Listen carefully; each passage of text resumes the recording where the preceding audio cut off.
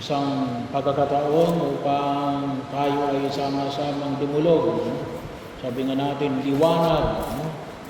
At nawa ito ay tunay na magbigay ng pag-asa para po sa atin. Sa taon na ito, 2025, na bahagi rin po ng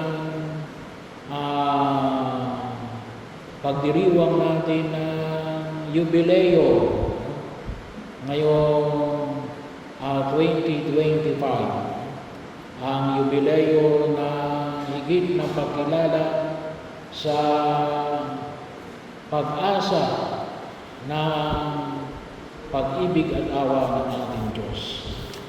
Kaya, nawa, sa pagninilay natin, pasensya na kayo kung ay may kodigo.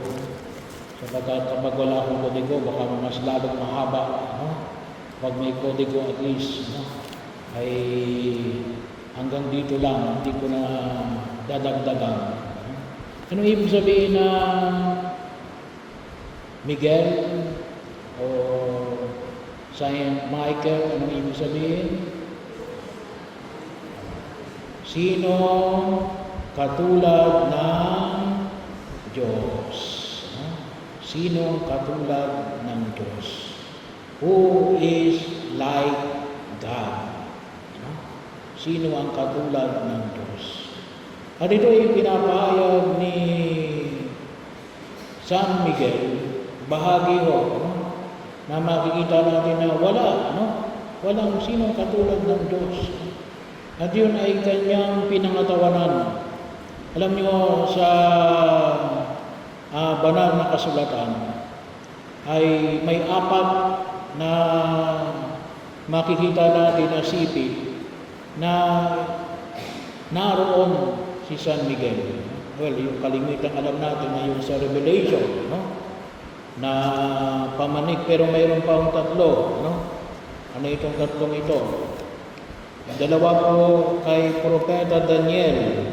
Yung isa ay chapter 10, verses 13 and 21. Anong tinawag rito? Si Michael ay tinawag isa sa mga pangunahing prinsipe na tumulong kay Daniel sa bahagi ano ang binahayag rito sa Daniel chapter 10 verse 13. But the prince of the kingdom of Persia, binanggit dito yung kingdom of Persia. Alam niyo ba yung present day Persia? Ano po ang present day Persia? Hindi niyo alam?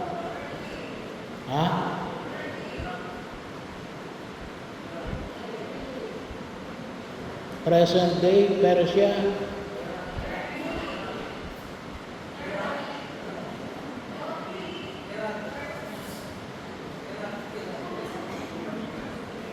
Iraq? Iran. Iran. But the prince of the kingdom of Persia opposed me for 21 days. Itong sabi ni Daniel. But, so Michael, one of the chief princes, came to help me. So, bahagi Kaya, medyo malalim yung prince of Persia. Tawagin natin yung image ng Persia, medyo hindi maganda kahit nasa lumang tipan. Saan pa? Kay Daniel chapter 12 verse 1. Michael is described as the great protector of God's people, especially in times of distress. So, saan pa? Kay Jude, sa sulat ni San Judas. Ano yung ipinamanik rito? Ay ang pinag-aawayan dito alin? Yung katawan ni Moises. Anong binanggit dito? But the Michael, the archangel, when he disputed with the devil and argued about the body of Moses, did not dare pronounced against him by a railing judgment, but said, "The Lord rebuke you." No? So, actually, yung famous ay yung sa Revelation, chapter 12, verses 7 to 9. Na alin, pinangunahan ni Michael o ni San Miguel ang heavenly armies against the dragon. So, yung image ng dragon sa banal na kasulatan ay tumutukoy kay Satanas, and cast him out of heaven. So, bahagi yun na kung saan sa mga nabanggit na ito alin. Kay Daniel ay si Michael ay protector of Israel. Patuloy natin binibigyan ng pahalaga ngayon. No? Kaya nga nabanggit na rin, no? Sabi nga, ako po isa sa mga exorcist, no? Isa sa mga kalimitang ginagamit natin ay yung prayer of Saint Michael, San Miguel. No? So kay Judas, ay siya ay pinagtanggol niya ang autoridad ng Diyos laban sa demonyo. At sa pahayag ay yung pangunguna niya na kanyang natagumpay laban kay Satanas. So, maliwanag natin, as the defender, protector, and warrior of God's people, a source of hope for all who battle against evil.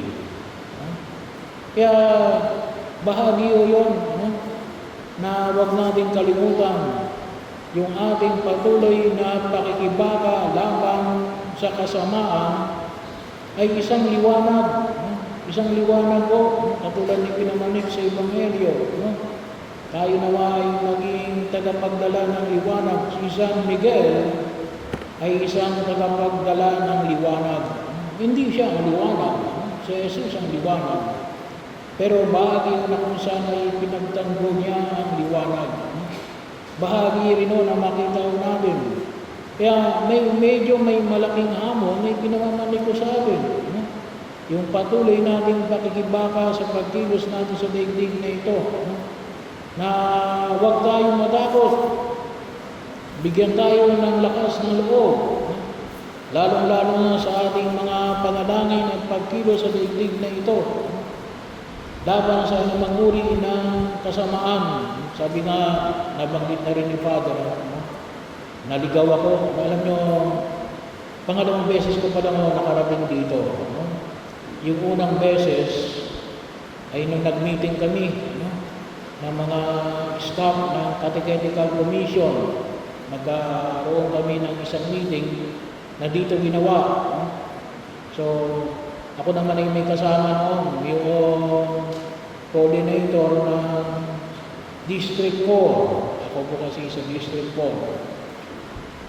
Si Father Ariel ay District 2. So, yung coordinator ng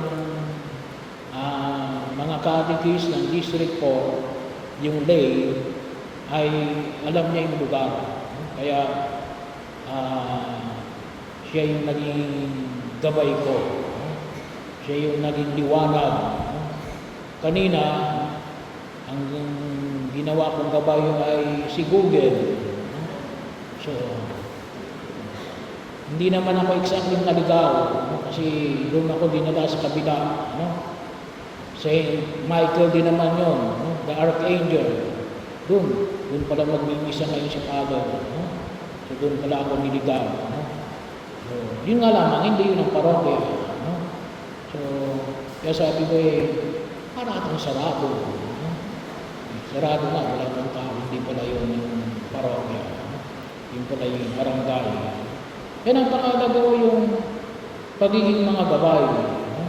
At isa na tayo hihingin natin, yung alin, yung magkaroon tayo ng tapang na lumaban sa anumang uri ng kasamaan. Maging karoon tayo ng tapang laban sa anumang uri ng kademonyuhan. Sa maraming pamamaraan kung tutuusin po. No? Kaya hilingin din natin yung liwanag, hilingin din natin sa tulong ng San Miguel. No? Alam nyo, maraming bigyan natin na higit ng pagkakataon. Katulad halimbawa ng no? Yung isa po dito, no? Yung sa exorcism mo kasi, kuminsan alin, mas naniniwala tayo sa pamahiin. No? Tatakot tayo sa pamahiin. No? Katanungan yun. No? Saan tayo natatakot? No? Hindi ba natin kasama si Jesus? Hindi ba natin kasama ang prinsipe ng mga anghel na siyang kumalaban at tumalong sa Satanas? No? So, bahagi rin po yun na kinakailangan natin bigyan ng pagpapahalaga. Ano pa? Yung tayong mga Pilipino, nahilig tayong pampaswerte. No?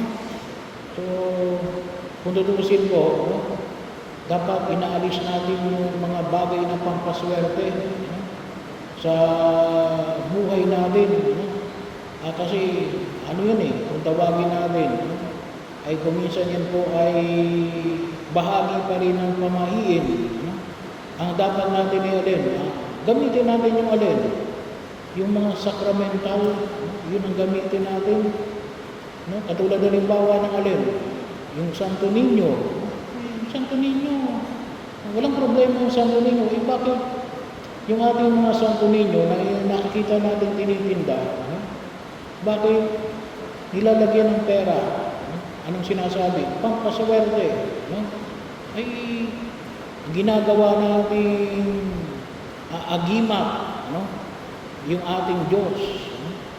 So bahagi yun na kung saan kung gusto natin na umalis yung masasamang espiritu, no? Ay gumamit tayo ng mga sacramental. No? Katulad halimbawa ng alin, ng holy water. No? Yung medalyon na ni San Miguel, no? Pwede natin gamitin. No? Lalo-lalo na rin yung bahagi rin kuminsan sa mga bata. No? Kuminsan may makita tayo sa mga bata, yung nilalagay sa kanilang mga wrist, no? Yung may kulay pula, no? At kuminsan may kulay itim. Kapag tinanong mo para saan yun, hindi nila alam. No? So, pwede natin ang ilagay dapat yung medalyon ni San Miguel o medalyon ng Miraculous Medal. No? So bahagi yun. At marami pa akong iba, no? Kung tutuusin. Pero yun naman huwag natin kalimutan, no? Na tayo ay binibigyan ng Diyos, lalong-lalo na upang labanan natin ang anumang uri ng kapahamakan. Huwag tayong matakot. No? Ngayong panahon na ito, no? Tayo ay, alam nyo, marami ang natatakot. Kasi marami ang nananakot. No? Sabi nga, kuminsan sabi nga ay hindi nyo mag-alam yung pananakot ay alin. Yan ay ginagamit ng control ng ibang tao para tayo ay alin, huwag kumilos. Huwag kumilos na upang higit ng makapaglingkod sa bawat isa. Ano mang uri ng pananakot. Ang dapat natin kasi alin, yung tapang na kailangan natin sa tulong ni San Miguel, na alin, ipahayag natin yung kanyang walang hanggang pag-ibig na ipinamamanik sa atin ng poong may kapal. Kaya nawa, no? Ay bahagi yun na huwag natin kalimutan. No? Ano pa yung nais nating bigyan ng higit na pagkakataon? No? Na sa tulong ni San Miguel, tayo ay tulungan natin, lalong maging mapagmahal. Kasi nang turo ni Jesus, no? Turuan tayong magpatawad sa ating mga nagkasala sa atin. No? Kasi kapag tayo ay namumuhay sa tinatawag po natin galit, no? Ay yun ang nagiging posisyon ng ating pagkilos. Kaya ito yung ibilog natin sa harapan ng buong may kapal. Hilingin natin ang tapang na dulot ni San Miguel. Well, may alam naman natin yung prayer ni San Miguel. No? Saint Michael the Archangel, defend us in battle, be our protection against the wickedness and snares of the devil. May God rebuke him, we humbly pray, and Dudo, O Prince of the heavenly host, by the power of God, thrust into hell Satan and all of the other evil spirits who prowl about the world seeking the ruin of souls. Amen.